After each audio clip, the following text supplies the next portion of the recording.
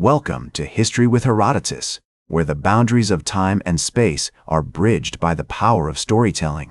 Today, we embark on a fascinating journey through the annals of history as we delve into two pivotal moments that shaped the course of human civilization: the Battle of Actium in 31 BC and the rise and fall of the Abbasid Caliphate. These two events, though separated by centuries, share a common thread: the struggle for power, the evolution of empires, and the indelible mark left on the fabric of history. As we set our gaze upon the Battle of Actium, we find ourselves in the midst of a world in turmoil. The Roman Republic, once the epitome of strength and stability, was crumbling under the weight of internal strife and external pressures. The death of Julius Caesar had unleashed a maelstrom of power struggles, with prominent figures like Mark Antony and Octavian vying for control. Meanwhile, in the distant lands of the East, the seeds of a new empire were being sown: the Abbasid Caliphate, which would one day stretch from the shores of the Mediterranean to the borders of India. Let us begin our narrative by examining the complex web of alliances and rivalries that led to the Battle of Actium. In the aftermath of Caesar's assassination, Mark Antony, one of Caesar's most trusted generals, had emerged as a dominant force in Rome. His relationship with Cleopatra, the enigmatic Queen of Egypt, would prove to be a pivotal factor in the events that unfolded. As Antony and Cleopatra's bond grew stronger, their combined forces posed a significant threat to Octavian, who was determined to assert his authority over the Roman world. As we navigate the treacherous landscape of ancient politics, we find ourselves in the company of larger-than-life figures, men and women driven by ambition, passion, and a desire for greatness. The Egyptian queen Cleopatra, with her legendary beauty and cunning, played a masterful game of diplomacy, forging alliances and manipulating events to further her own interests. Mark Antony, the seasoned warrior, brought his considerable military prowess to the table, while Octavian, the young and ambitious leader, relied on his strategic genius and ruthless determination to outmaneuver his opponents. In the years leading up to the Battle of Actium, the Mediterranean world was a cauldron of conflicting interests and shifting loyalties. The Roman Empire, still reeling from the aftermath of Caesar's death, was beset on all sides by external threats, from the Parthian Empire in the east to the Germanic tribes in the north. As we explore the events that led to the Battle of Actium, we must also cast our gaze upon the broader historical landscape. The rise of the Abbasid Caliphate, though still centuries in the future, was predicated on the decline of the Roman Empire and the fragmentation of the ancient world. The seeds of Islamic civilization, sown in the deserts of Arabia, would eventually sprout into a magnificent empire that would challenge the dominance of the Byzantine Empire and leave an indelible mark on human history. In the decades preceding the Battle of Actium, the Roman world was undergoing a profound transformation. The old certainties were crumbling as the once mighty legions struggled to maintain order in a world torn apart by civil war and external threats. As the rival factions clashed, the very fabric of Roman society began to fray. The economy was in shambles, the cities were plagued by violence and unrest, and the traditional values of the Roman Republic were being eroded by the corrupting influence of power. And yet, amidst this chaos and upheaval, there emerged a sense of possibility, a sense that the old world was dying and a new one was struggling to be born. The Battle of Actium, which would soon unleash its fury upon the Mediterranean, was more than just a clash of arms. It was a collision of ideologies, a struggle for the very soul of the Roman Empire. On September 2nd, 31 BC, the forces of Mark Antony and Cleopatra, numbering over 500 ships and 100,000 men, faced off against the fleet of Octavian, comprising some 250 ships and 50,000 soldiers. The battle took place in the narrow waters off the coast of Actium, a small promontory in western Greece, where the calm sea and favorable winds gave Octavian's smaller but more maneuverable vessels a significant advantage. As the two fleets engaged, the superior tactics and training of Octavian's sailors proved decisive. Antony's larger ships, with their cumbersome hulls and unwieldy rigging, struggled to navigate the confined waters, while Octavian's lighter vessels darted and weaved between them, exploiting the gaps in the enemy line. The Egyptian fleet, meanwhile, was hampered by its own internal divisions, as Cleopatra's trusted advisors urged caution and retreat, even as Antony himself remained resolute in his determination to fight on. Despite being outnumbered, Octavian's forces held their ground, relying on their superior discipline and coordination to wear down the enemy. As the battle raged on, the sun beating down on the water, Antony's ships began to falter, their crews exhausted and demoralized by the relentless pressure of Octavian's attacks. By mid-afternoon, it was clear that the tide of the battle had turned irrevocably in favor of the young Roman leader.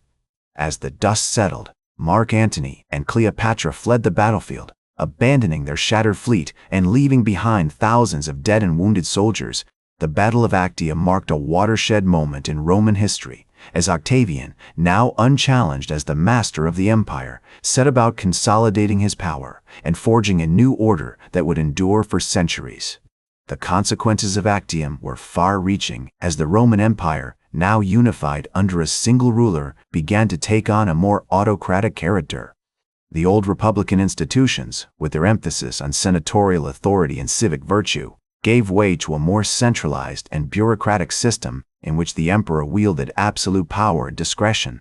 As Octavian, now renamed Augustus, settled into his new role as princeps, he set about rebuilding Rome, restoring its shattered infrastructure and promoting a renewed sense of national purpose and identity. Meanwhile, in the distant deserts of Arabia, a new force was beginning to stir, one that would eventually challenge the dominance of the Roman Empire and reshape the course of human history. The rise of Islam, which would commence with the prophetic mission of Muhammad in the early 7th century AD, was still centuries in the future. But the seeds of this revolution were already being sown, as Arabian traders and merchants established connections with the wider world, exchanging goods and ideas along the ancient trade routes that crisscrossed the Middle East. In the years that followed Actium, the Roman Empire continued to expand, its borders pushing ever outward into the unknown. The conquest of Egypt, which had been a major prize in the conflict between Antony and Octavian, was completed in 30 BC as the Roman legions marched into Alexandria, marking the beginning of a new era of Roman rule in the ancient land of the pharaohs. As the empire grew, so too did its administrative complexity, with a vast network of officials, bureaucrats, and functionaries responsible for collecting taxes, maintaining order, and upholding the authority of the emperor. The Abbasid Caliphate, which would eventually rise to challenge the Byzantine Empire, was still centuries in the future, but the foundations of Islamic civilization were already being laid.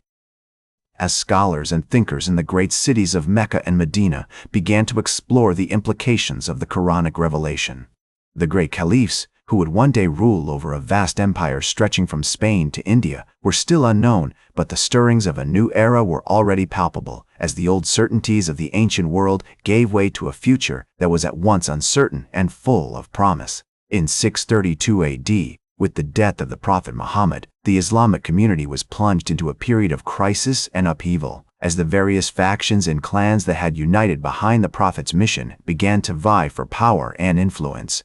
As the Arabs pushed outward, conquering the ancient lands of Mesopotamia, Syria, and Egypt, they encountered a complex tapestry of cultures and civilizations, each with its own unique traditions and customs. The Byzantine Empire, which had survived the fall of Rome and continued to rule over a vast territory stretching from Constantinople to Jerusalem, was the greatest power in the region. But it was not the only one, as the Sassanid Empire in Persia and the various kingdoms of Arabia and North Africa all played their part in shaping the destiny of the ancient world.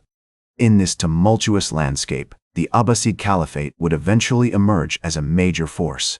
Its rise to power facilitated by the decline of the Umayyad dynasty, which had ruled over the Islamic world since the death of the Prophet Muhammad. The Abbasids, who seized power in 750 AD, would go on to create a vast and sophisticated empire, one that would stretch from the Atlantic to the Indus and leave an enduring legacy in the fields of science, philosophy, and art. As the Abbasid Caliphate continued to expand, its capital city of Baghdad became a hub of learning and culture, attracting scholars and intellectuals from all over the Islamic world. The caliphs, who were known for their patronage of the arts and sciences, encouraged the translation of Greek and Roman texts into Arabic, which helped to preserve the knowledge of ancient civilizations and facilitated the development of new ideas in fields such as mathematics, astronomy, and medicine. This period of cultural and intellectual flourishing, which lasted from the 8th to the 13th centuries, is often referred to as the Golden Age of Islam.